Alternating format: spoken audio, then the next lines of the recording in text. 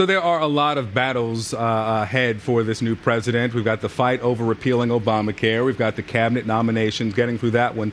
There is, of course, the big one for the courts. Yeah, President Trump's nominee for the Supreme Court. Here's what he said earlier about the timing of his choice.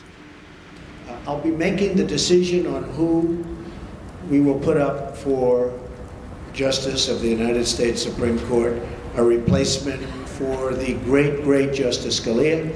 That will be probably within 2 weeks of the 20th.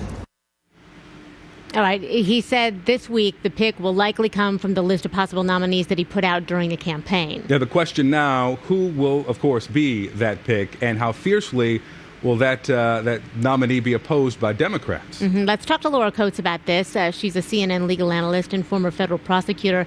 Laura, I talked to a lot of people who did support Trump. This was the reason they voted for him, was because of the decision he's going to make in this realm. What is the state of play? What's the status right now? Well, he gave this big list, of 20 people that he was considering, and he kind of whittled it down over time. And the names that he raised on the campaign were really two people. It was Dianne Sykes and also William Pryor, both of whom are very conservative. Sykes is one of the most conservative in the Seventh Circuit alone. Both have shown that they will follow the policy agenda that he has talked about.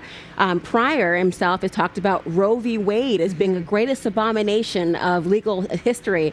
And you have Sykes talking about the idea of Obamacare being a problem, a staunch Second Amendment advocate, et cetera. So you have two justices at least on his list who are going to follow what he's been saying in his press conferences up till date.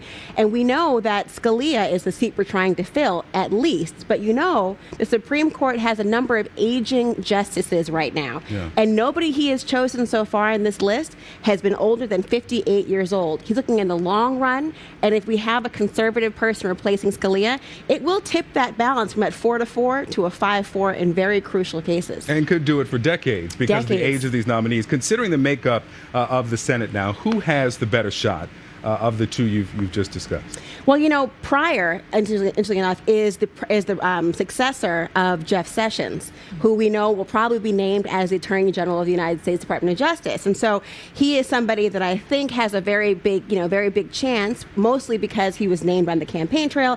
We have seen a following of people who have been loyal to Trump and also who his loyalists have deemed appropriate as well.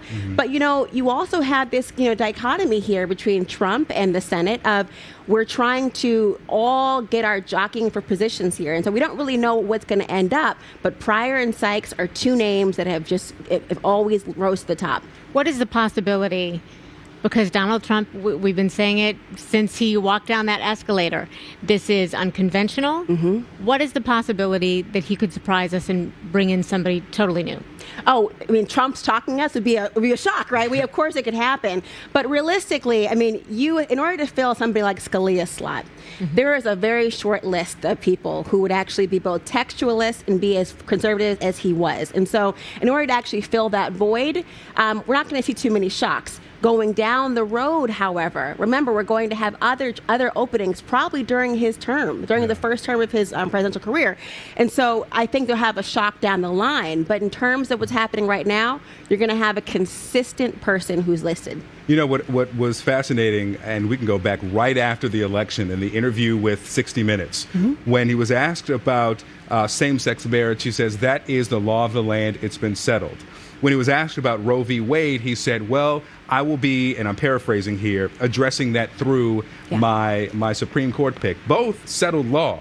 So we know that he has a hierarchy of items that he needs to check off with this. What else do we need to see, or are we expecting to see from this potential pick as one of the requirements? Yeah, we're going to see not only immigration issues come up here, but we're also going to see whether or not the mandate for contraceptives that's part of Obamacare is going to actually be something that will stay the course of time. Because remember, right now, both of the people I just named have talked about Obamacare and that mandate being a problem. We're also going to talk about the First Amendment. We'll see that coming up in terms of whether religious organizations are able to get governmental funding. In fact, there's a case right now before the Supreme Court that although they told people they're going to have a hearing on it, haven't said it yet. Yeah. And that case, I think, is very telling that the Supreme Court right now knows if you make a decision whether or not government funding can go towards religious organizations, that will have a very big domino effect on all other things. And so they're waiting to have that ninth justice weigh in. Because remember, until they have that ninth justice, every decision that they make, if it's a split 4-4, doesn't really have much precedential value, and we don't want that. Yeah, and as Christy said, this is the issue that so many voters supported Donald Trump for. They wanted to make sure they had a conservative justice to take Scalia's spot. Laura Coates, Thank thanks so you. much. Thank you for being here. Thank you. Good to see you.